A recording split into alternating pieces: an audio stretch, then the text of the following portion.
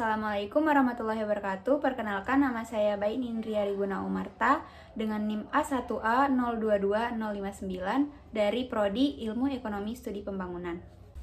Baik, di sini saya akan mempresentasikan makalah kewarganegaraan yang sudah saya buat yang berjudul Negara. Jadi, pertama-tama saya akan menjelaskan apa itu negara. Negara adalah sebuah organisasi atau badan tertinggi yang memiliki kewenangan untuk mengatur perihal yang berhubungan dengan kepentingan masyarakat luas. Tidak hanya itu, negara juga memiliki kewajiban untuk menyejahterakan, melindungi, dan mencerdaskan kehidupan bangsa. Menurut Kamus Besar Bahasa Indonesia, ada dua pengertian negara.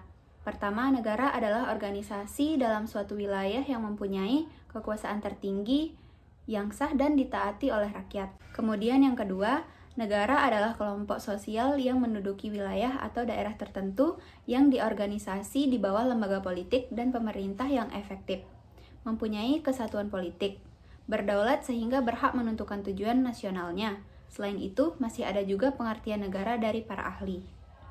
Menurut Max Weber, negara adalah sebuah masyarakat yang memiliki monopoli dalam penggunaan kekerasan fisik secara sah dalam wilayah tertentu.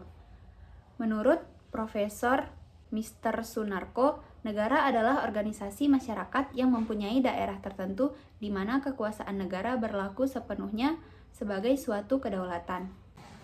Selanjutnya, teori-teori terbentuknya negara. 1. Teori okupati. Teori terbentuknya negara di mana sebuah daerah bebas kemudian diduduki oleh suatu bangsa yang selanjutnya mendirikan negara di daerah, disebut teori okupati atau penaklukan. Okupati merupakan penduduk suatu wilayah yang semula tidak bertuan oleh manusia atau suatu bangsa yang kemudian mendirikan negara di wilayah itu. 2. Teori ketuhanan. Teori ketuhanan ini juga sering disebut sebagai teokrasi. Melansir situs Kementerian Pendidikan dan Kebudayaan, teori ini meyakini jika negara terbentuk karena kehendak Tuhan, dibanding dengan perjuangan atau revolusi.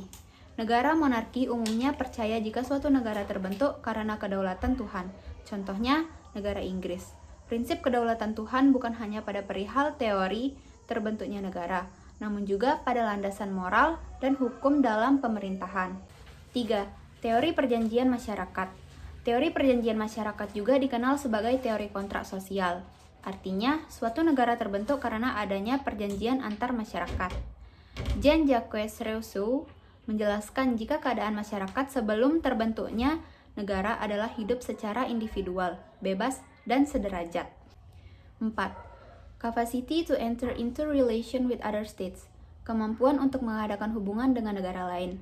Negara perlu mengadakan hubungan dengan negara lain untuk mendapat pengakuan yang menjelaskan bahwa negara tersebut telah berdiri dan diakui dunia.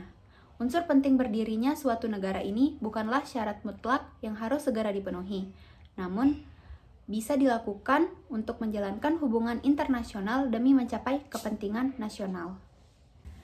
Dan yang terakhir, fungsi-fungsi negara. 1. Fungsi kebudayaan. Cultural function, di mana fungsi kultural atau kebudayaan ini sesungguhnya terletak pada aktivitas individu.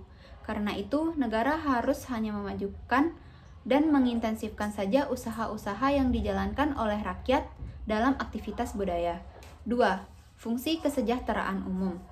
Public welfare function, yaitu semua aktivitas manusia yang ditujukan kepada untuk seluruh lapisan masyarakat. Dan yang terakhir, fungsi ekonomik. Economic function, di mana negara secara aktif turut campur dalam bidang perekonomian, dengan maksud agar dapat menjamin kehidupan yang layak bagi warga negaranya. Sekian presentasi dari saya, kurang lebihnya mohon dimaafkan.